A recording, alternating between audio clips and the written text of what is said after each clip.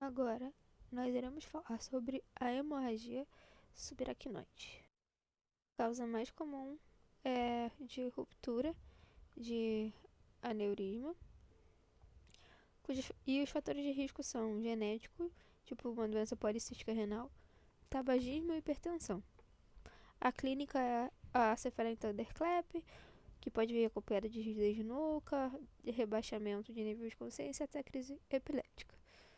Você vai fazer o diagnóstico, apesar de ser clínico, também auxiliado pela TC, onde a gente vai encontrar o preenchimento da área subaracnoide por sangue, por uma hiperdensidade na TC, sem contraste. A gente vai encontrar esse aspecto de estrela da morte.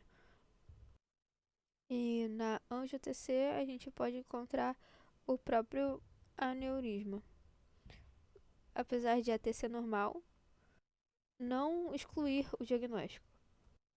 A sensibilidade da TC nas primeiras 6 horas é de 100%, mas entre 6 e 24 horas ela cai para 90%.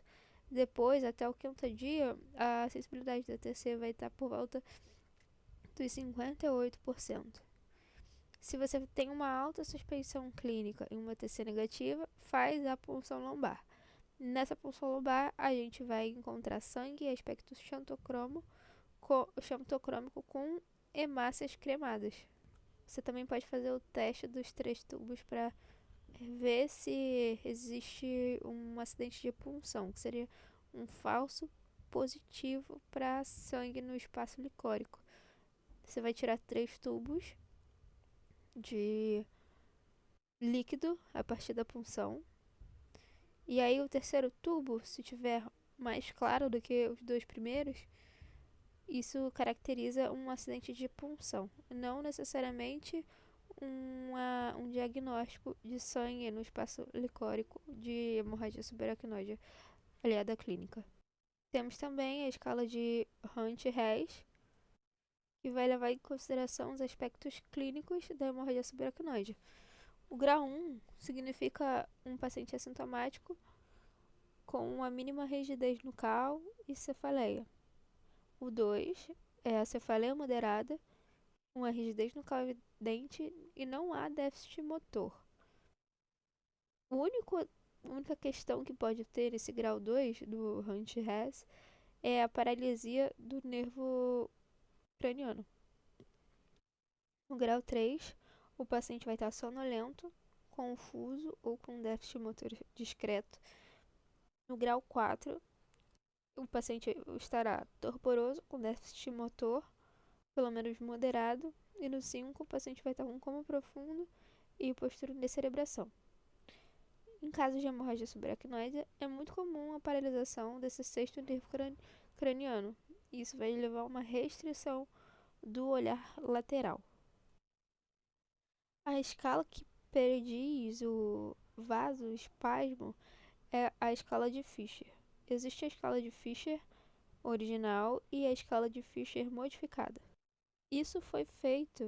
Essa escala de Fischer modificada foi feita para melhorar a acurácia dessa escala a partir dos critérios clínicos. Essa modificação teve por objetivo melhorar a acurácia dessa classificação clínica de sintomas. Existe a escala de Fischer original, e aí eu vou falar sobre ela agora. O grau 1 significa que não há sangue na tomografia de crânio. O grau 2 significa que existe, mas com uma espessura menor que 1 milímetro, sangramento pequeno. E o grau 3 fala que tem sangue nessa tomografia, mas ele é maior ou igual que 1 milímetro. E o grau 4, né, já sendo bem discrepante dos últimos graus que eu acabei de falar, diz que existe hemoventrículo ou hemorragia intraparenquimatosa.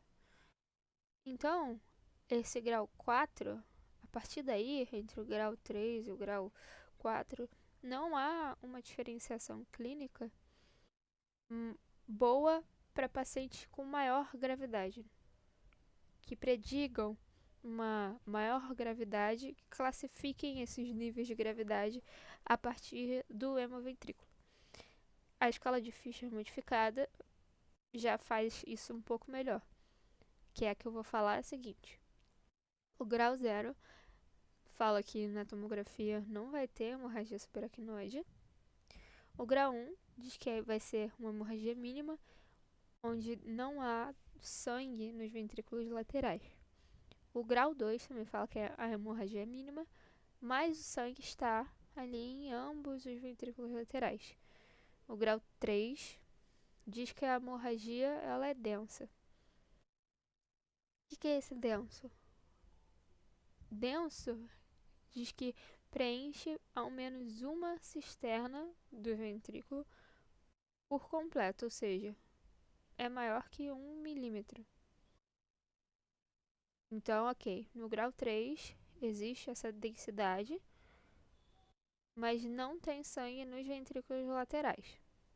O grau 4 também tem essa densidade, que é preencher ao menos uma cisterna por completo, mas também tem sangue em ambos os ventrículos laterais.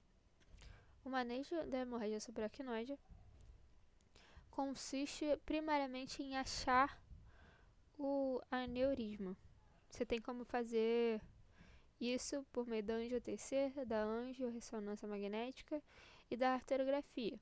Mas a arteriografia é o padrão ouro. E aí, nesse processo, você vai administrar nimodipino, 60 mg de 4 em 4 horas por 21 dias, tanto enquanto você está fazendo essa pesquisa etiológica, quanto depois. Você vai fechar o aneurisma por clipagem ou embolização, a depender do aneurisma. E você vai também fazer o manejo das complicações e observar o estado clínico do paciente ao longo do tempo. As possíveis complicações são um ressangramento, que pode surgir, ou vasoespasmo. E aí, o manejo a médio prazo, uma profilaxia secundária, vai depender da causa, tanto com relação à hemorragia parenquimatosa quanto à hemorragia subaracnoide. Se você tiver uma etiologia de sangramento hipertensivo, você vai fazer o controle pressórico nessa profilaxia secundária. Se for uma angiopatia amiloide, vai fazer o controle pressórico também. Se for uma má formação arteriovenosa, você vai fazer essa profilaxia com uma cirurgia endovascular para poder cuidar melhor desse aneurisma. Se for uma metástase, você vai buscar a origem. E se você tiver a hipertensão intracraniana associada a essa metástase, você vai aplicar dexametasona. Lembrando que as metástases do sistema nervoso central, cérebro, de encéfalo, são, em primeiro lugar, advindas de pulmão, em segundo lugar, advindas de mama e, em terceiro lugar, advindas de um melanoma.